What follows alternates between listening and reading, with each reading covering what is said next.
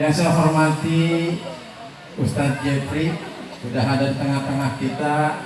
Yang saya hormati ini Kiai Kondang, ya Ustadz Jaka Cinta. Jadwalnya saya lihat rapat benar.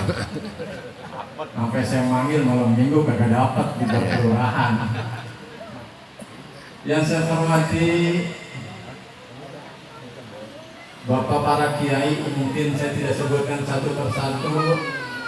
Tentu Bapak Ketua RW, Bapak Ketua RT, tokoh masyarakat, baik dari RW. Alladzi nazzala al-furqana 'ala 'abdihi liyakuna lil 'alamin nadhira. Alladzi lahu mulku as-samawati wal ardh wa lam yattakhidh waladan wa lam yakul lahu sharikun fil mulki wa khalaqa kulla shay'in faqaddarahu taqdira. Ashhadu an la ilaha illallah wa ashhadu anna Muhammadan abduhu wa rasuluh.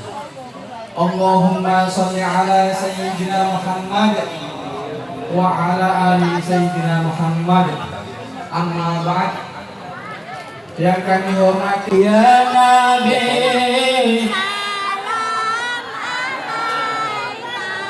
ya Rasul, salam alaika.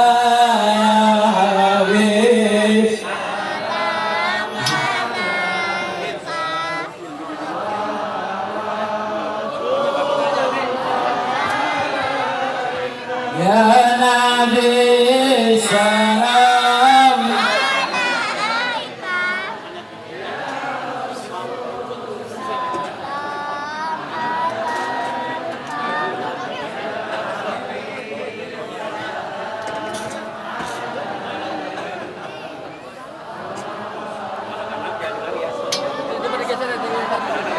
billahi taufiq wal hidayah waridho wal inayah wa aku minkum. Wassalamualaikum warahmatullahi ta'ala wabarakatuh.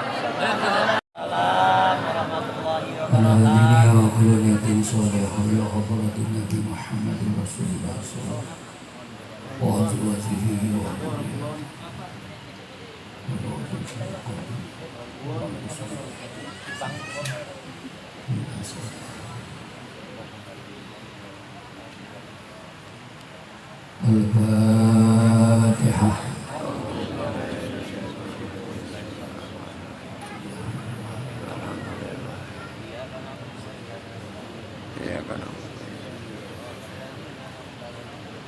Salawatkan dulu ya Bu. Bu, udah dapat kue udah aman. Salatullah salamullah ala taha rasulillah. Salatullah salamullah ala yasin habibillah. Salatullah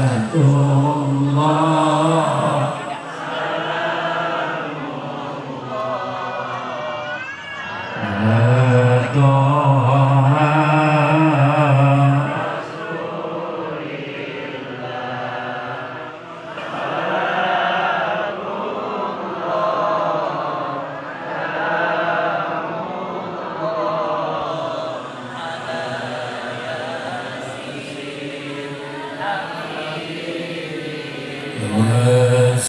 yang hadir, kita tinggalkan kerja kebiasaan rutin kita.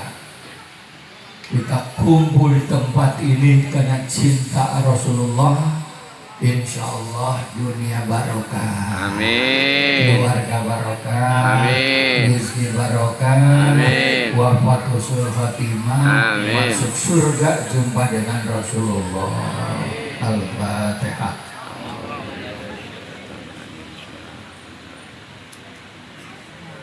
Ya kan.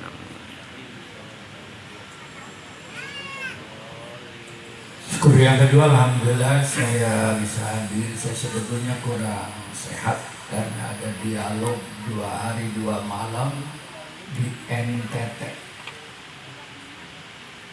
Judulnya NU itu apa? Begitu. Alhamdulillah ditutup dengan peringatan Maulid. Di depan saya itu pastor pendera biarawati. Setelah saya jelaskan NU. Alhamdulillah. Dan sebetulnya saya kurang semangat ceramah model ini.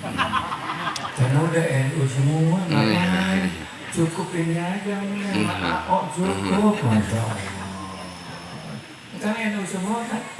Kenapa ngundang saya? Saya punya diundang orang brengsek, terus saya mau. Karena saya, alhamdulillah ayah saya ini santri Mbah Hasyim Asy'ari langsung. Saya anak 9 dari 11 yang tidak boleh jadi pejabat, walaupun profesor dokter. Teman Gus Dur, saya di PBNU paling lama, 22 tahun pengurus PBNU.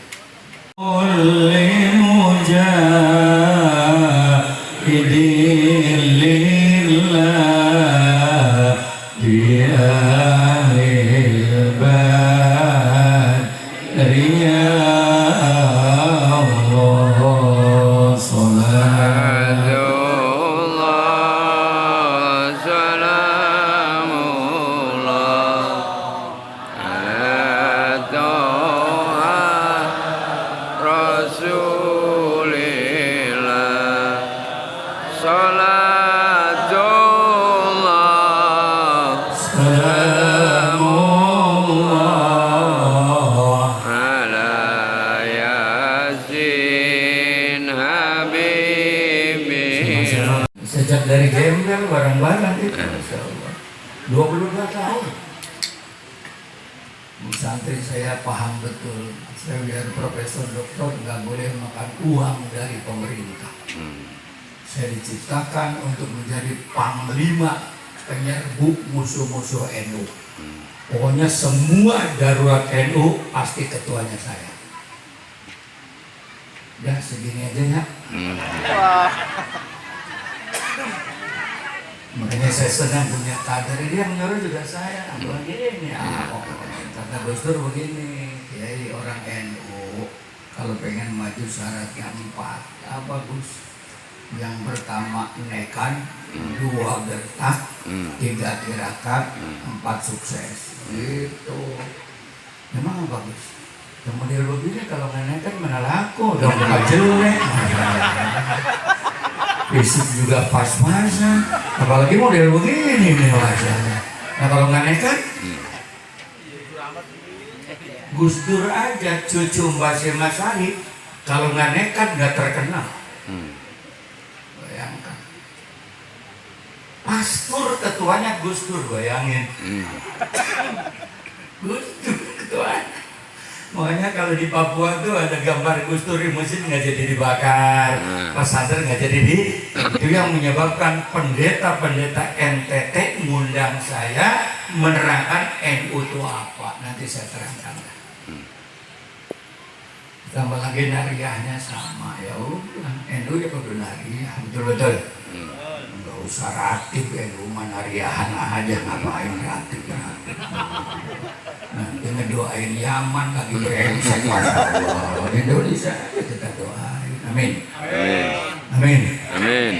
Makanya NU itu NKRI harga mati. Kenapa? Nah, kalau Cina negara kacau bisa pulang kampung. India negara kacau pulang kampung. Arab kacau dia pulang kampung. Nah kalau kita orang Indonesia negara kacau mau lari kemana? Kak model begini ke Arab nggak diatur. Nah emang apa hidungnya begitu? Kalau orang Arab tuh kalau ngopi gelasnya kecil-kecil. Nggak ada orang Arab gelas gede. So, kalau gelas gede bukan kopinya hilang, hidungnya kecebur gitu. Makanya NU doktrinnya NKRI harga mati. Ini kemarin waktu pemilu milih PKB semua kan nih? Iya, berhasil kan tidak ada. Iya, milih PDI mati sama Megawati kan nggak enak. Milih PKB mati sama Gus Dur enak banget udah. Besok-besok jangan lagi begitu ya. Ini terus ngomong. Terus. Saya baru tumben jadi kiai setua ini. Belum dikasih minum, belum dikasih makan, suruh ceramah brengsek banget ini. Gara-gara sama-sama NU nggak ada hormat pulang. Habib aja datang dihormat, nanti gua tak ada brengsek banget.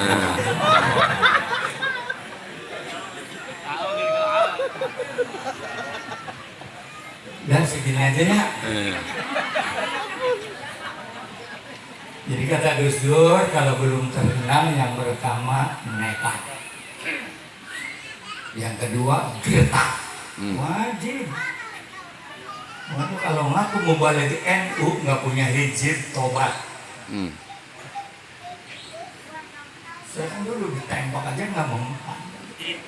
Cuman begitu, tong gua kasih ilmu ya. Tapi lu syaratnya kudu nurut, emang sama bini pasti takut. Makanya Jainuddin kalau ngomong boleh di panggung, bukan bini mapret.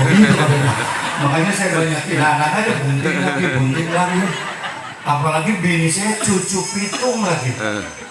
Ini tahu banget di santrinya nih. Saya ini cucu pitung. Saya sendiri turun Gunung Jati dan Sultan Hasanuddin. Dan saya pendiri Provinsi Banten dengan Gus Dur. Jadi kalau Iman sekarang terkenal karena Banten adalah pakunya Indonesia, kata Gus Dur. Makanya Utawi, Iki, itu Opo, semua dari Syekh Nawawi Al-Ban. Dibentuklah panitia langit saya, ketuanya Pak Suryadi Sudirja, Mendagri dulu. Makanya mestinya gubernur tuh bayar ke saya, mestinya berbrengsek banget gitu. Ini tanpa manusia ini nggak jadi, Banten itu nggak jadi. Biar paham. Ya segini aja ya. Saya kalau selama nggak dikasih makan mungkin langsung ngaco aja ya.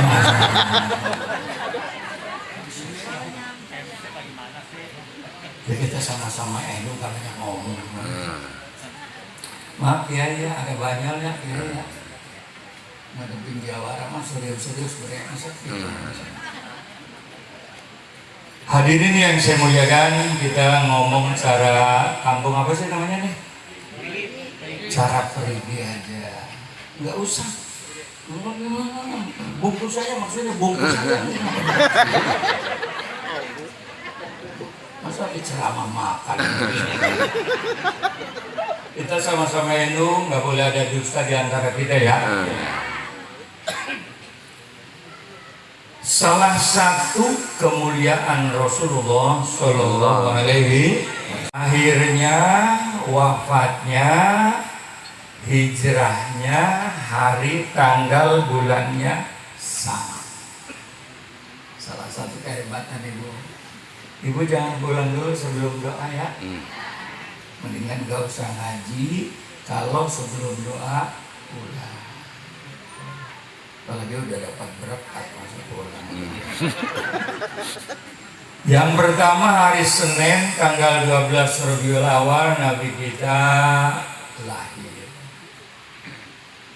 Hari Senin juga tanggal 12 Rabiul Awal Nabi kita wafat.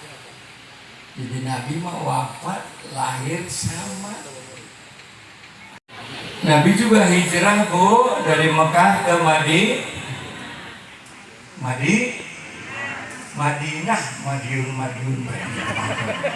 Hari Senin tanggal 12 Rabiul, Nabi dilantik jadi Rasul hari Senin tanggal 16 Ramadan. Makanya Rasulullah ditanya, "Ya Rasul, kenapa Senin kok puasa?" Satu diantaranya kelahiranku. Kalau Kamis umat Rasulullah, amal ibadah mingguan habis asar dilaporkan kepada la ilaha. Masya Allah. Yang bisa jawab pertanyaan saya, umroh gratis dari Wiro. Apa sebabnya alis manusia dia taruh di atas mata, bukan di bawah mata? Ayo jawab. Ayo jawab. Kenapa sih alis kita taruh di atas mata, bukan di bawah mata? Ayo jawab. Apa sebabnya? Ayo. Umroh gratis nih. Salah jawabannya, Masya Allah. Karena nggak ada yang jawab, berarti umroh batal. Masya Allah. Yang pertama, kalau alis di bawah mata, ini orang jelek, ini orang apa tuyul, kan begitu ya. Masya Allah. Yang kedua, kalau alis di bawah mata, mata kita cepat rusak. Emang apa? Keringat masuk. Kata saya, ibu-ibu walaupun gak dicukur alis, salah satu kehebatan ibu-ibu, dengerin ya, hidungnya bau duit. Baunya laki nyimpan duit, di mana ketemu.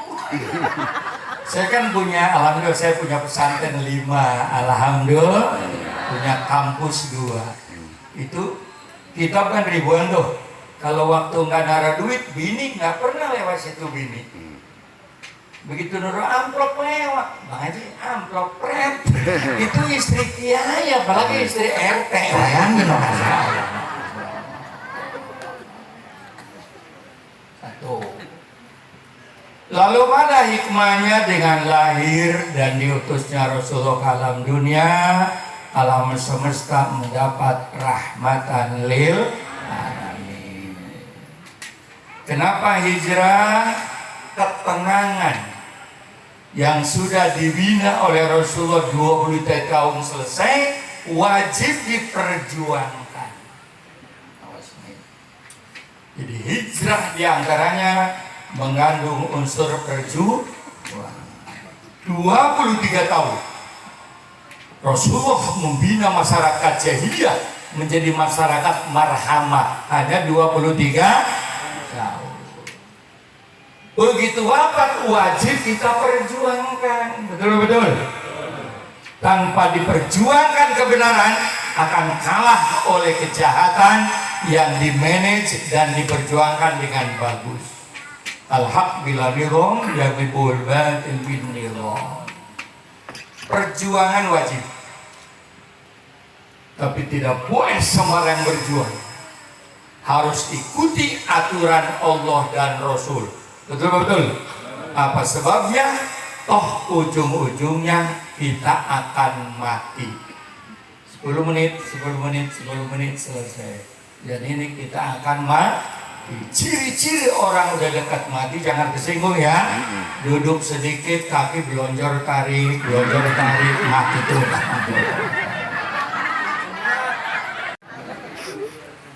Kata saya, ibu-ibu walaupun gak dicukur alis, salah satu kehebatan ibu-ibu, dengerin ya, hidungnya bau duit. Baunya laki nyimpan duit, di mana ketemu. Saya kan punya, alhamdulillah saya punya pesantren 5, alhamdulillah, punya kampus 2. Itu kita kan ribuan tuh. Kalau waktu nggak naruh duit, bini nggak pernah lewat situ bini. Begitu naruh amplop lewat, Bang Haji, amplop pret. Itu istri kiai, apalagi istri RT. Bayangin loh. Satu. Lalu mana hikmahnya dengan lahir dan diutusnya Rasulullah ke alam dunia, alam semesta mendapat rahmatan lil alamin. Kenapa hijrah? Ketenangan yang sudah dibina oleh Rasulullah 20 tahun selesai, wajib diperjuangkan. Jadi hijrah diantaranya mengandung unsur perjuangan. 23 tahun Rasulullah membina masyarakat jahiliyah menjadi masyarakat marhamah. Hanya 23 tahun. Begitu wafat wajib kita perjuangkan. Betul-betul. Tanpa diperjuangkan kebenaran akan kalah oleh kejahatan yang dimanage dan diperjuangkan dengan bagus. Al-haq bila nirong yaghlibul batil bin nirong. Perjuangan wajib, tapi tidak boleh sembarang berjuang. Harus ikuti aturan Allah dan Rasul. Betul-betul.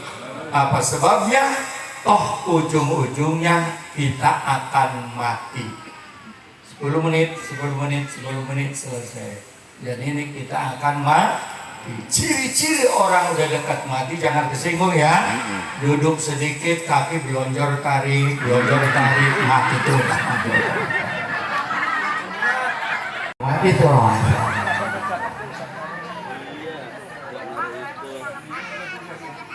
Anak muda ngomong saya masih lama kayak belum tentu. Sebab umur mah ketentuan dari mertua saya Betawi ya. Kalau nyuruh metik kelapa tong, petik kelapa yang mana Pak? Yang muda. Untuk apa? Kopior begitu. Jadi petik yang muda untuk kopior. Jadi yang tua gimana Pak? Biarin. Itu untuk bibit begitu. Makanya yang tua mah lama di pohon bibit. Makanya kakinya ada belonjor matinya lama. Ya begini bibit. Ini model begini nih ompong lama matinya udah tenang aja udah. Lagi orang tua mah kalau mau mati nggak ada yang mendadak, encok dulu, pegel dulu, batuk dulu, baru mati. Nggak ada aki-aki mati mendadak, nggak ada. Yang mati mendadak kan anak-anak muda. Malam minggu boncengan sama pacar yang ngebut, dubruk trotoar mati, gitu. Ada nggak aki-aki ngebut? Ya segini aja ya. Oleh karena itu tepat Rasulullah diutus oleh Allah ke Mekah. Kenapa? Karena masyarakat itu waktu namanya zaman bodoh. Bukan bodoh politik, bukan bodoh ekonomi, bukan bodoh dagang, tapi bodoh terhadap keyakinan kepada la ilaha illallah.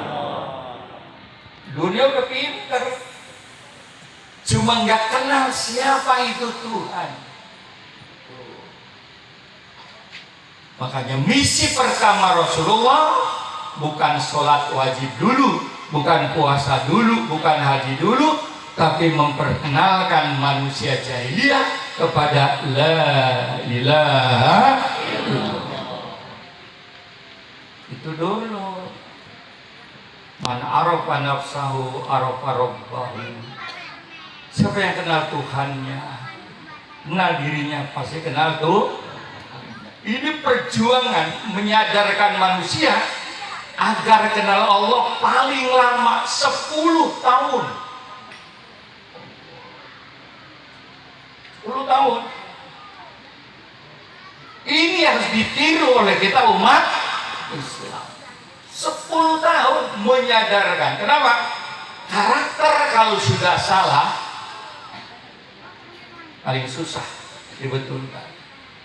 Waktu Rasulullah digebugin di Taif sampai malaikat marah akan dibantu gunung diangkat, jangan. Mereka nggak tahu bahwa aku di Rasulullah, nanti anak cucunya insya Allah kenal kepadaku sebagai Rasulullah. Susah, model tua-tua nih susah banget diajarinya, udah susah. Makanya udah nungguin mati aja, nungguin mati. Contohnya saya ke Jeruk Purut tahun 74 datang tuh, 74 tuh. Mamang saya ngimamin wa takunul jibalu kalinil mamtu. mamang itu tahu. Man, bukan mampus, alah. Dari dulu nggak ada yang negor, lu pulang gua ditegur begitu Masya Allah. Wali Songo juga begitu, betul nggak betul? Ya. Betul nggak betul? Ya. Alhamdulillahirabbil alamin. Nggak apa-apa daripada nggak ngalamin. Itulah NU, kearifan budaya lokal.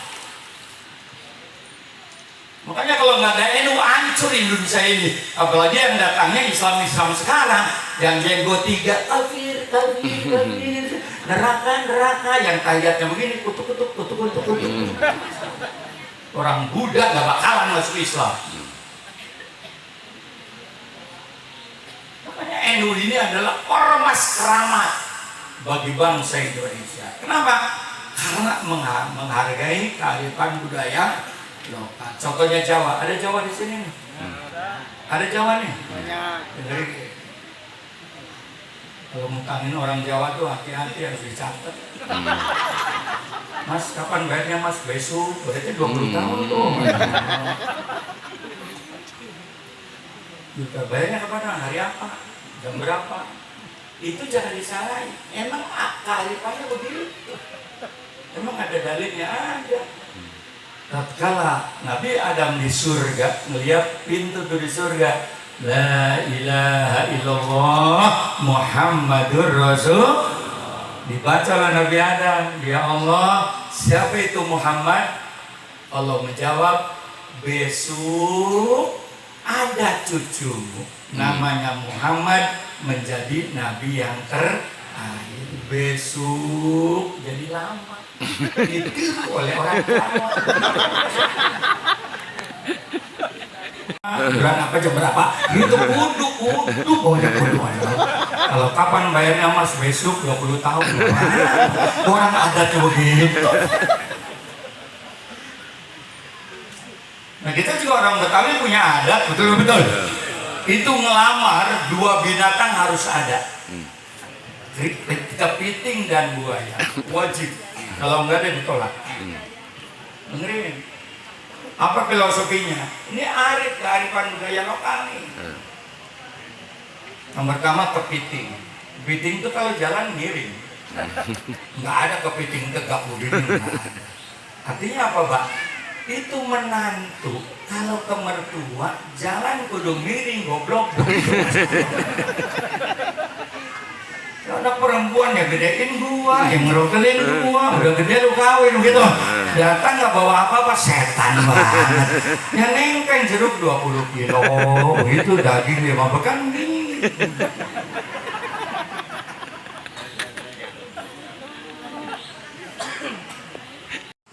Buaya tahan di darat dan tahan di air. Seorang suami harus punya karakter pejuang. Karena istri, anak, tanggung jawab suami. Itulah buaya. Gitu. Makanya bersyukur ibu-ibu punya laki. Dosa laki sebesar apapun ibu nggak tanggung jawab. Enak.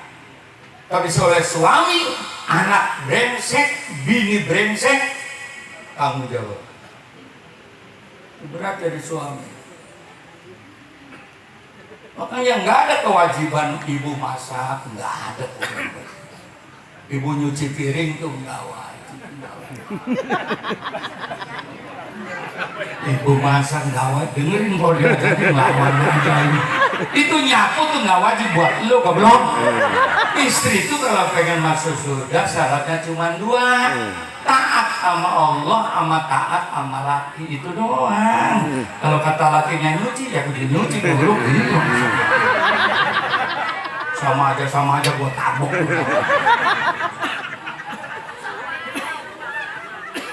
Ini yang ketawa mulu janda apa? Kalau janda kalau mau masuk mobil aja duluan. Jadi nggak wajib nyuci piring, nyuci gelas, nggak wajib. Harus tabah.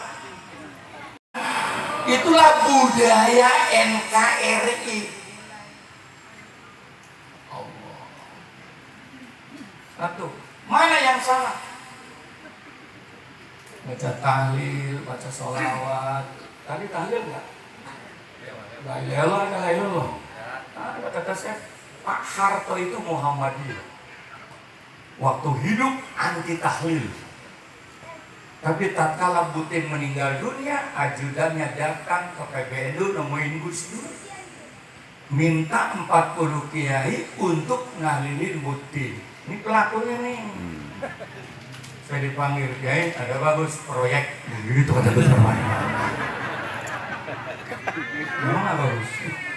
Bawa 40 kiai tahlilan di Pak Harto ya, mulai besok siap Gus. Gitu. Berangkat. Kalau di kampung kan amplop setelah nanti tahlil ya. Pak Harto mah enggak pas masuk gitu. Begitu amplopnya gede-gede saya mimpin dikencangin. La ilaha illallah. Itu kiai bikin apa coba kiai amplop gede goblok aja begitu. Kalau di kampung kan orang kecil banget.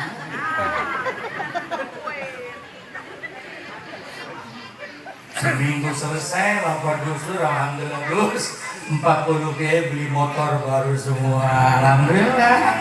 Terus kata saya, Pak Harto kapan matinya Gus Dur? Berarti kan saya kali mobil Gus Dur, itu kata saya.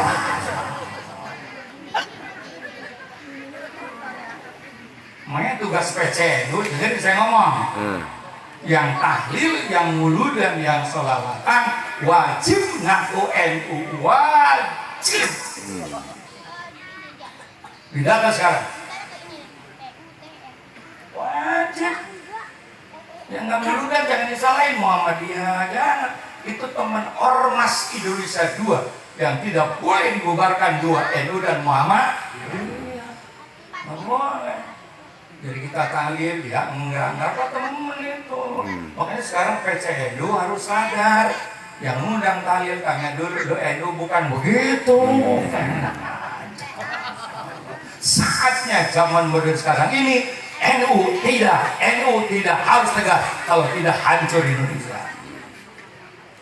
Goblok dokter apa kata saya.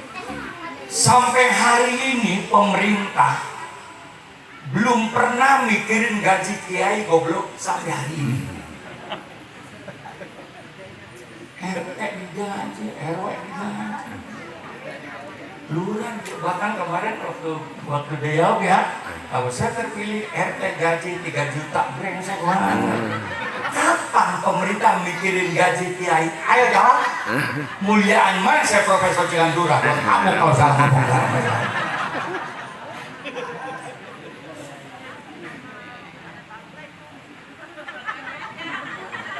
Tapi NU tidak boleh berontak, nggak boleh, haram.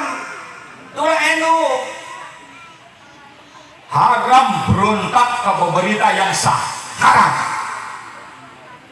Kata Gus Dur, biar monyet ikut pilpres dan terpilih, hormati monyet. Begitu kata Gus Dur. Yang benar ikutin, yang nggak benar nggak usah. Makanya kita berdoa ya, mudah Prabowo panjang umur, jangan mati tengah jalan. Kalau mati tengah jalan gantinya siapa?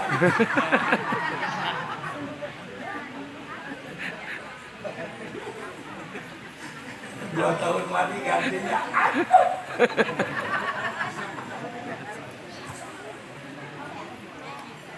Pantesan ini wapres. Doain biar banyak umur. Amin. Aman Indonesia. Kata teman saya juga. Kalau mati ya Allah gantinya apa? Pintar. Akhirnya NU karena kiainya perlu duit juga, dakwah biar jalan, makanya NU bikin proyek sendiri. Apa tuh kiai? Muludan. Itu proyek itu.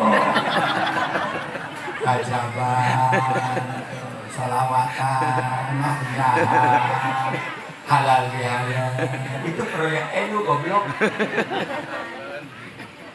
Muludan habis datang Rajaban habis Ramadan habis bikin sawalan, halal bihalal.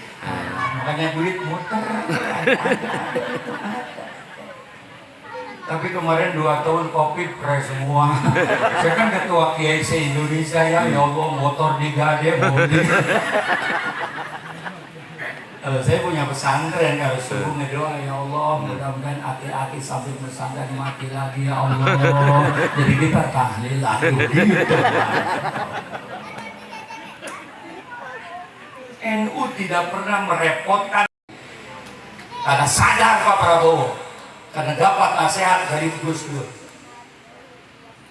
Cuman Pak Harto dulu NU hanya suara suruh milih Golkar, tapi apa pernah Pak Harto mikirin NU?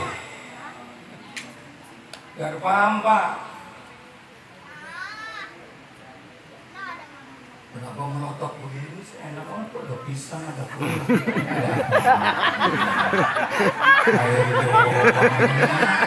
Emang kita mau jalan? Ada pisang, ada kue.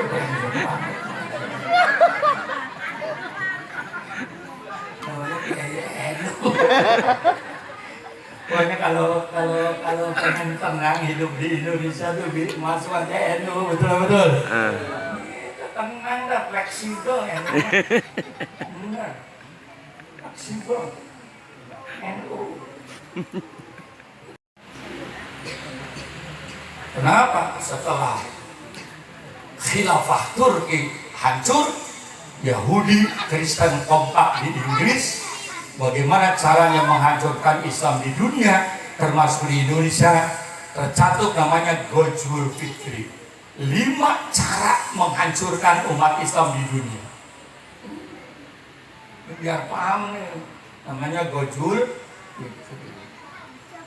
Teman saya tuh yang sama-sama kuliah di IAIN namanya Panji Gumilar, itu beda jurusan, gobloknya luar biasa.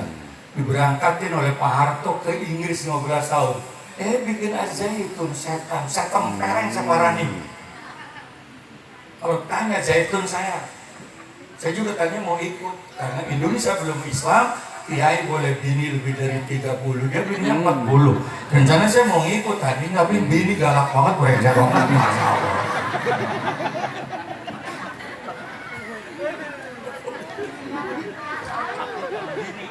Aduh, lapar banget, kapan makannya sih?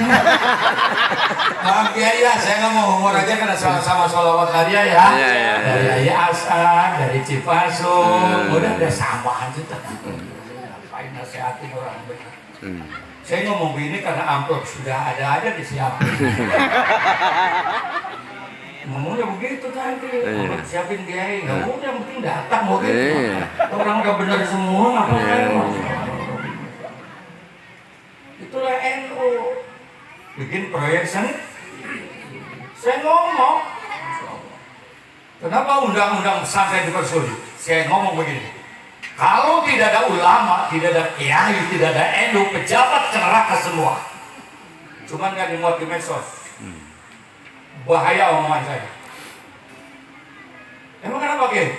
Kapan Lurah ngajarin idom bituna?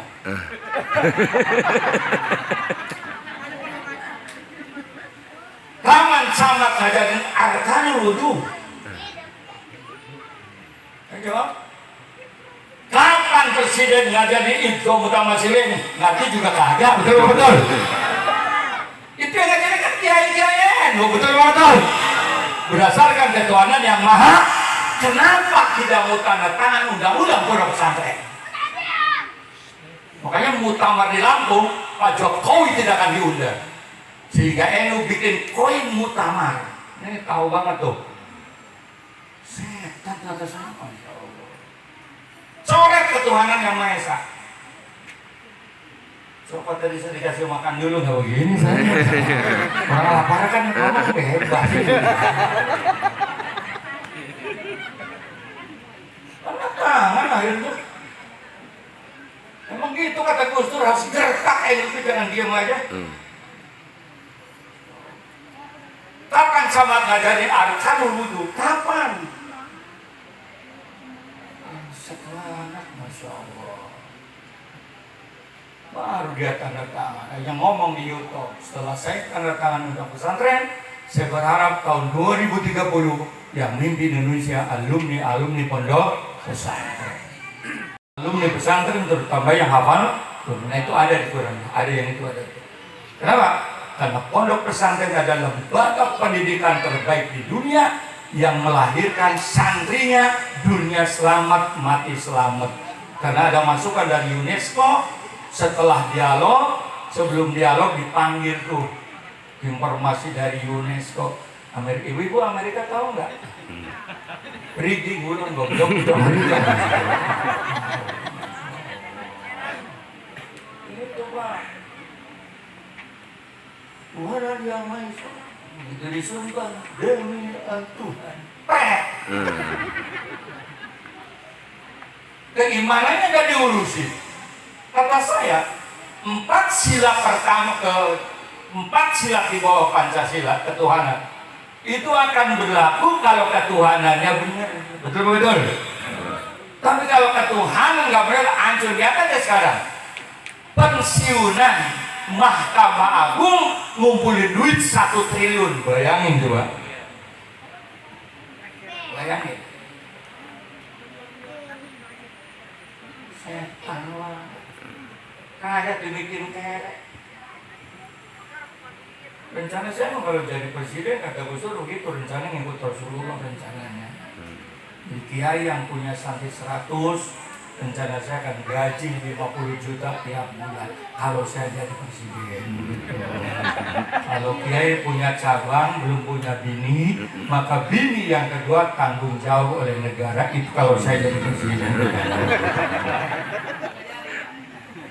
Dan bapak-bapak yang kaya untuk pemerataan wajib ngawinin janda-janda. Yang gak mau saya hukum 5 tahun kalau saya jadi presiden. Makanya saya ngomong di NU kan di PKB, kalau saya 50 tahun lagi nggak jadi presiden, saya lebih baik mati aja. Begitu kata saya.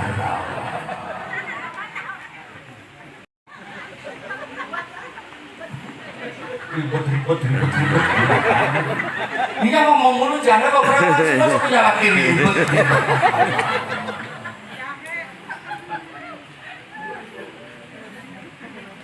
Jadi sekarang akhirnya Komisi 8 memutuskan langsung ada undang-undang pondok pesantren dan langsung ada sertifikasi. Waktu itu langsung digaji 1,5 juta, sekarang sudah 2,5 juta. Alhamdulillah, amin. Tinggal ini kiai-kiai kampung untuk anak muludan. Ini kalau ini pegawai negeri tenang aja ngawinin mulu. Ini kan bukan pegawai negeri kayak begini ceking begini kan udah langsung banget lihat ini begini. Ini kan karena kurang duit.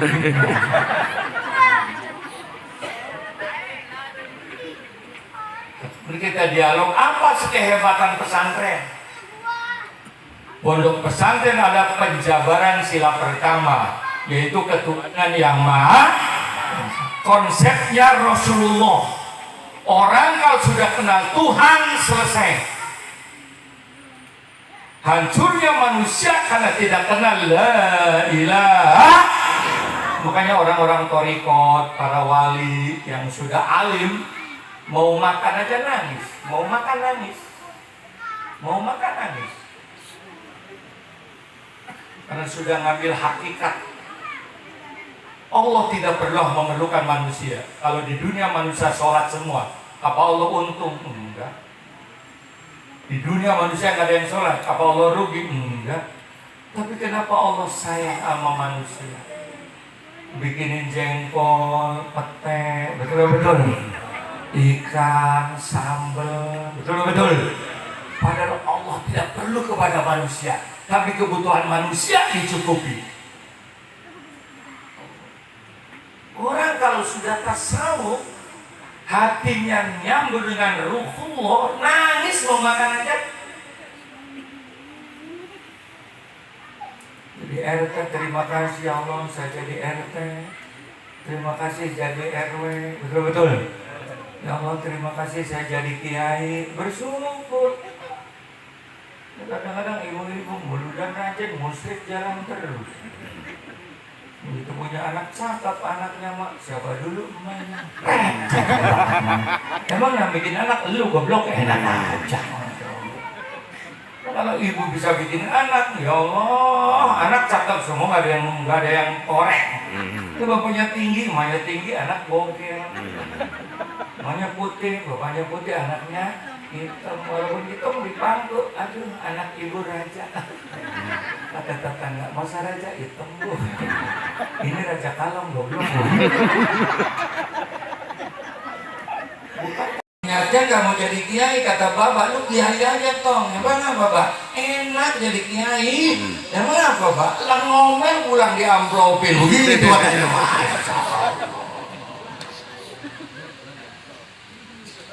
Bukankah anugerah Allah? Saya punya anak dokter suntik 2, kudunya tukang suntik kan begitu ya. Kita tuh jadi politisi gitu. Emang Allah yang nentuin goblok Allah. Terakhir. Terus nih. Kenapa kehebatan pesantren? Baru dia sadar. Yang pertama, kehebatan pesantren. Belajar agama langsung praktek. Maaf, kita jujur. Anak kita di rumah kapan sholat berjamaah? Begitu mondok?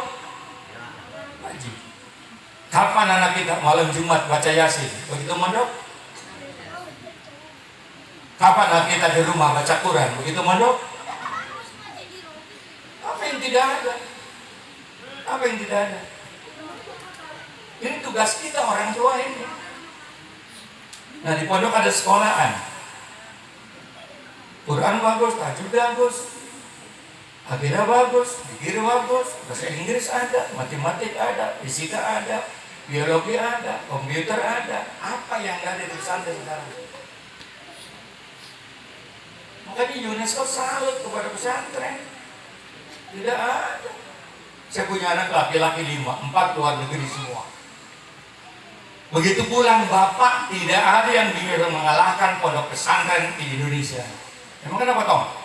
Nah saya di Mesir tafsir aja, hadis aja, fikih aja, hanya menjurus satu jurusan ilmu.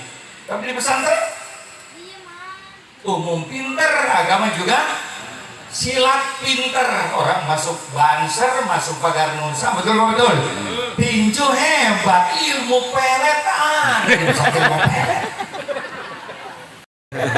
Emang berapa dikasih 11, 9 goblok. Jadi gimana Pak? Ya terlanjur ditelan lu udah sabar aja lu begitu. Jadi ibu bapak kalau punya bini bandar kasih undur-undur sebulan. Ada nggak undur-undur sekarang itu? Ya masih ada. Udah nggak ada. Dikemanain emang? Oh ampunya udah gak ada. Apa yang nggak ada pesantren? Apa yang nggak ada? Yang ketiga, ini paling penting. Paling penting nih. Pondok pesantren mewakili orang tua yang tidak ngerti agama. Atau orang tua alim kalau mendidik anak sendiri kurang sabar. Kayak saya. Saya punya anak 8. Anak kiai mah banyak karena sehat. Makanya sekarang pastor pendeta di Eropa berbondong-bondong masuk Islam. Kenapa? Dulu Islam dibohongi, Islam teroris, Islam brengsek. Begitu ada medsos positifnya, baru tahu Islam yang sebenarnya. Makanya sekarang di Jerman ada pengurus PCNU istimewa Jerman. Di Jepang ada pondok pesantren NU. Sekarang ini sadar. Gereja-gereja dijual kepada orang Islam di Eropa sekarang. Kemarin juga waktu Paus datang ke sini, rencananya suruh ke Istiqlal supaya baca syahadat tuh gitu rencananya. Dia nggak mau, akhirnya nggak boleh loh. Dulu gorong-gorong aja begitu. Masya Allah. Akhirnya cuma sampai gorong-gorong aja. Karena banyak. Nah, contohnya sekarang, kan di Inggris ada seminar seks. Kalau sering pakai celana dalam yang mengandung polisterol gitu, ini bahaya ini. Hati-hati celana dalam, hati-hati. Kata saya pantas Wali Songo nganjurkan sarung mantap. Makanya kiai mah nggak ada yang mundur, orang udaranya kenceng. Ayo mana ada kiai kondor? Ayo mana ada kiai kondor? Nah, karena udara. Sekarang jujur, nggak jujur saya compare satu-satu. Punya laki di rumah, ibu senengnya pakai celana atau pakai sarung? Ayo. Nah, itu udah. Itu wali songo. Betul. Kalau ada oknum ngaku ormas Islam, tidak ada wali songo, tugas saya cekek. Nah, ini Dewan Pembina Persatuan Wali Songo seluruh Indonesia. PWI. Setan banget. Gak ada keturunan lagu. Wali Songo walaupun turun Nabi nggak pernah ngomong Nabi, malu nggak keturunan Nabi. Kalau benar, kalau kagak keturunan Nabi ngomong, guru saya keluarin emas dari langit, krek. Guru saya Mikron 70 kali sehari, setan banget, masya Allah. Yang begitu jangan didengar NU. Saya ajak kiai-kiai kampung ya kurus-kurus begini. Dulu belum ada medsos, kita dibohongi. Sekarang makanya kata Gus Dur, musuh terbesar nanti kiai apa Gus? Medsos. Siapa yang menguasai medsos, dialah yang akan jadi raja di dunia. Gus Dur itu wasiatnya. Sekarang siapa yang bisa dibohongin? Orang medsos banyak. Nggak bisa sekarang. Terakhir.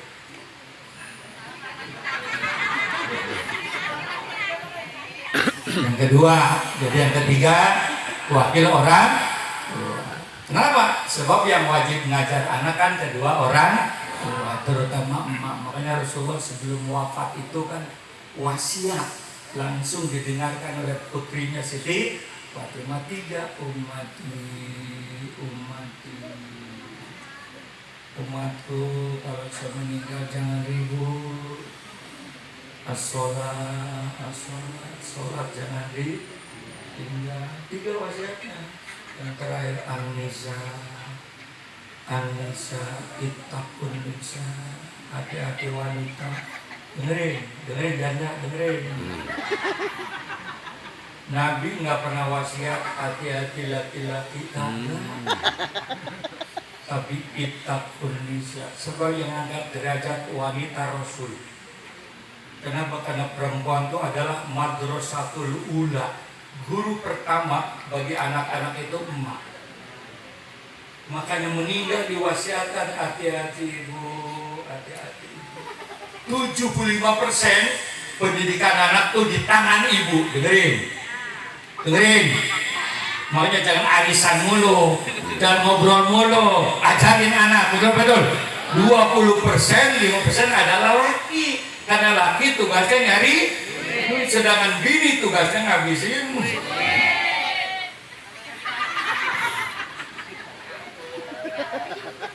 Mahasiswa saya tanya, kenapa sih yang mati duluan bapak-bapak, jarang ibu-ibu? Nah kan mahasiswa kan jawabannya ilmiah. Nah kalau ibu-ibu di kampung nggak ngerti, kenapa laki pada mati duluan? Karena stroke dimintain duit mulu. Kalau di kampung, kampus sudah begitu. Kenapa laki mati duluan? Sebab kalau suami meninggal, ibu hidup, anak terurus. Bener-bener tadi cepat. Ini yang ngomong dulu bininya siapa sih? RT. Biasanya RT-nya pendiam biasanya. Nah sekarang anak 5, laki mati, bini hidup, keurus nggak? Terus mana contohnya? Ayah. Itu kan ayah janda semua. Emang ayah doang. Kalau punya anak 12, kakak cukup, ibu semua. Sekarang punya anak 5, laki hidup, mama mati, ayah.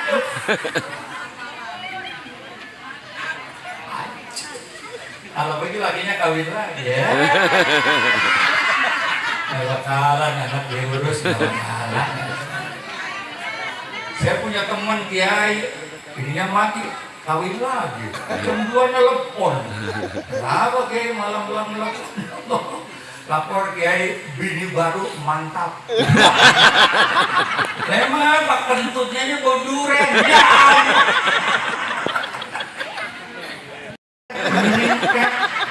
Hanya ada penelitian seorang suami ngisep kentut istrinya merupakan vitamin B kompleks.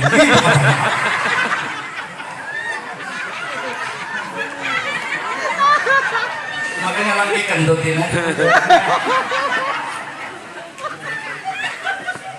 Gini dia yang sudah kentut baru minta maaf. Mestinya kan sebelum kentut maafin dulu.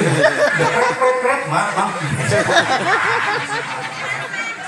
Itu istri kiai, kalau ini istri RT.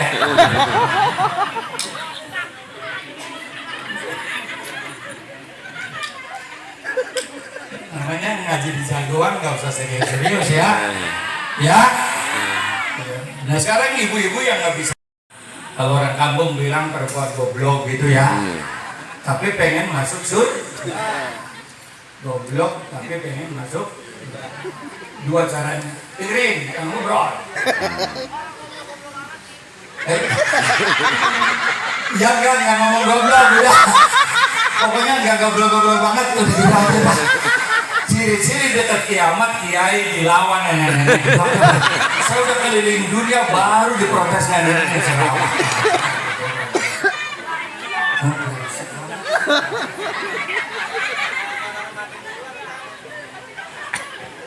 Nah, sekarang untuk ibu-ibu yang nggak ngerti agama, gobloknya diralat ya.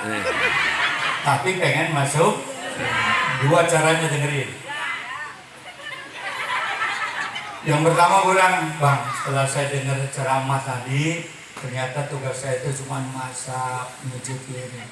Ternyata ngajar fikih, ngajar tajwid, ngajar wudhu, 70% saya benar. Abang 20%, emang kenapa? Abang kan dari dulu. Makanya seorang istri boleh mencuri uang suami kalau suami pelit.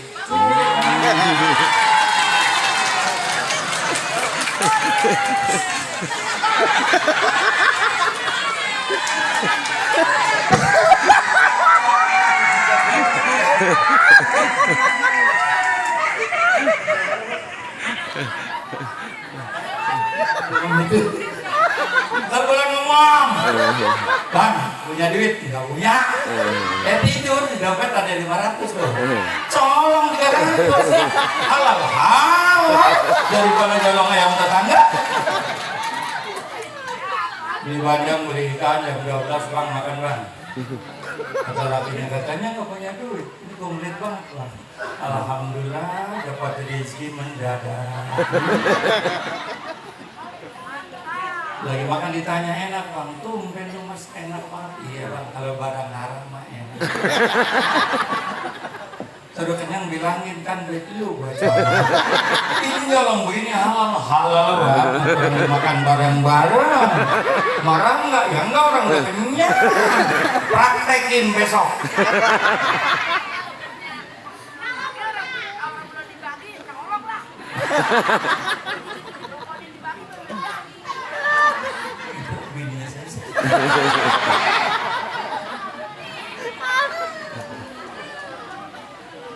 Jadi tugas saya itu bukan bapak ke surga, anak ke surga. Saya ikhlas, saya ridho. Silakan bapak nikah lagi. Dengan siapa bu? Dengan ustazah untuk ngajar anak kita. Gitu. Jadi kalau ibu nggak bisa ngaji pengen masuk surga, kawinin laki sama ustazah. Bagaimana bapak-bapak setuju? Ibu, mana mau maju Islam di Indonesia kabar begini aja berantem. Jadi nggak setuju nih. Yang kedua, kalau ibu nggak ngerti agama, kalau sebut goblok nggak mau, gitu ya. Kalau pengen masuk surga, anak wajib pesantren, wajib. Udah DPR goblok. Ntar pulang ngomong, tong, mondok. Di sini pesantren ada? Ada kiai pesantren? Ada? Saya punya pesantren 5, alhamdulillah semua masuk pesantren saya gratis. Setiap yang masuk pesantren saya gratis. Ya.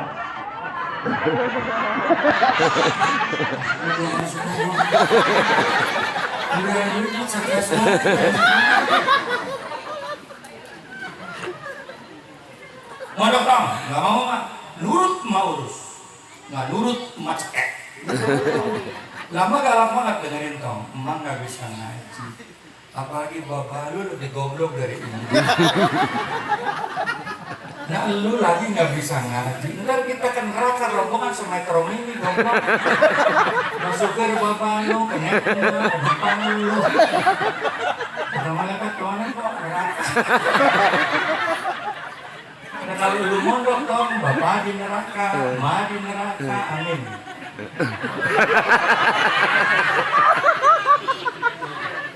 Nah, anaknya di pondok malam Jumat Bismillahirrahmanirrahim Yasin wal Qur'anil Hakim innaka laminal mursalin Rabbin filli wa liwalidayya rahamhuma kama rabbayani shaghira. Kata malaikat, "Oh, pindah ke surga." Pindah ke surga. Sebabnya apa? Anak bapak ibu yang sedang mondok ngirim yasin, ngirim doa, ngirim tahlil yang bayarannya nunggak 3 bulan. Begitu masalahnya. Jika pun nunggak bayarannya nunggak nih doa sampai goblok. Makanya aset terpenting bagi orang Islam, terutama warga NU, mati ninggalin anak soleh. Selesai. Tapi anak soleh. Oh. Ini yang lupa sekarang ini. Saya bersyukur kepada Allah punya anak 8. Tiap keluarga wajib harusnya yang ada hafal Quran. Kalau tanpa sekolah setahun hafal. Kalau dengan sekolah 3 tahun. Kenapa? Supaya engkongnya yang bela-bela agama akan diangkat oleh cucunya. Karena anak yang hafal Quran berhak ngangkat keluarga 10 walaupun di neraka. Itu. Banyak goblok, banyak goblok, anak nggak bisa ngaji. Begitu hidup nanti nggak punya duit. Sekarang ada DPR, alhamdulillah. Sekarang sudah ada undang-undang pondok pesantren dan ada anggarannya. Bahkan wali kota, bupati, provinsi wajib ada perda pondok pesantren. Yang nggak ada demo kita pada gubernur. Harus ada perda sekarang, betul. Tanpa ada perda, kusur pemerintahan sekarang. Saya nyuruh, lapar dilawan. Wajib ada perda. Ada pesantren, ada undang-undang pondok pesantren. Kapan pemerintah bela Pancasila, Ketua Nedang Mesa melalui Kiai?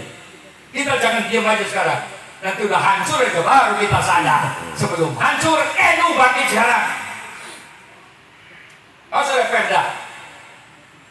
Terutama guru-guru yang di kampung ngaji tuh, yang kembali musola, betul-betul di masjid. Itu kan kekuatan Islam di situ adanya, goblok.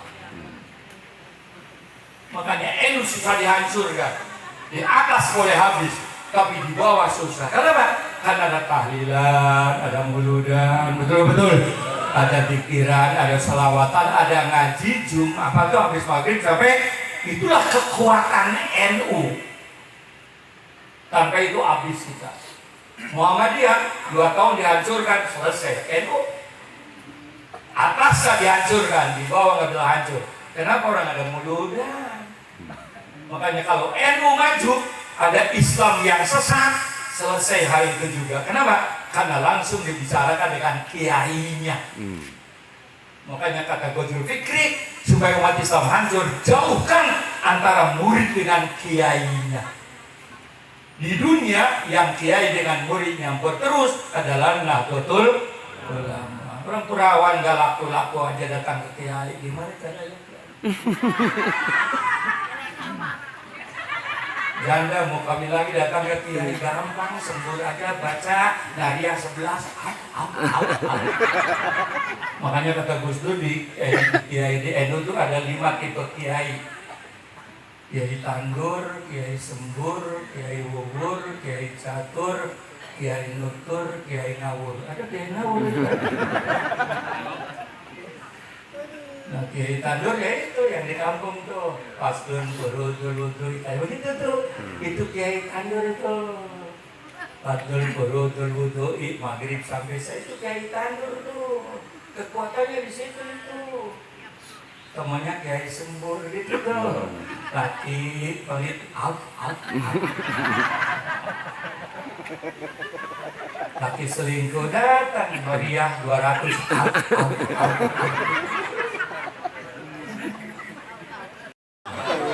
Tiwiro panjang umur sampai hari kiamat kita mati dia aja sendiri dan husnul khotimah jamaahnya barokah yang hadir barokah. Al-Fatihah.